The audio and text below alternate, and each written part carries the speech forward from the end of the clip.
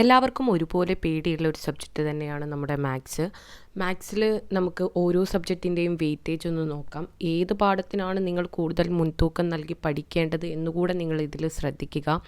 Arithmetic സീക്വൻസിൽ നിന്നും നമുക്ക് 14 മാർക്കായിരിക്കും ഉണ്ടായിരിക്കുക. പിന്നെ സർക്കിൾസ് ആണെങ്കിൽ 18, മാത്തമാറ്റിക്സ് ഓഫ് ചാൻസ് ആണെങ്കിൽ 6 മാർക്കും, സെക്കൻഡ് ഡിഗ്രി ഇക്വേഷൻസിൽ നിന്ന് 7 മാർക്ക്, ട്രിഗ്നോമെട്രിയിൽ നിന്നും 5 മാർക്കും, കോർഡിനേറ്റ്സിൽ നിന്നും 7 മാർക്കും, ടാൻജൻസിൽ നിന്ന് 12 മാർക്കും, സോളിഡ്സിൽ നിന്ന് 13 മാർക്കും, ജിയോമെട്രി ആൻഡ് ഓൾജിബ്ര എന്ന് പറയുന്ന ചാപ്റ്ററിൽ നിന്ന് 17 മാർക്കാണ് നമുക്ക് ഇപ്രാവശ്യം ചോദിക്കുന്നത്.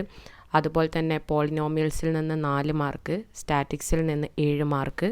നിങ്ങൾ തന്നെ ശ്രദ്ധിച്ചാൽ അറിയാം, നമുക്ക് ഏറ്റവും കൂടുതൽ മാർക്ക് ചോദിക്കുന്ന ഒരു പാഠം എന്ന് പറയുന്നത് സർക്കിൾസ് തന്നെയാണ്. പിന്നെ അതുപോലെ തന്നെ നമ്മൾ ഇമ്പോർട്ടൻറ്റ് നൽകേണ്ട മറ്റൊരു പാഠമാണ് ജിയോമെട്രി ആൻഡ് ഓൾജിബ്ര. അതുപോലെ തന്നെ സോളിഡ്സ്, ടാൻജൻസും അതുപോലെ തന്നെ ശ്രദ്ധിക്കേണ്ട മറ്റൊരു പാഠമാണ് അരിത്തമെറ്റിക് സീക്വൻസ്.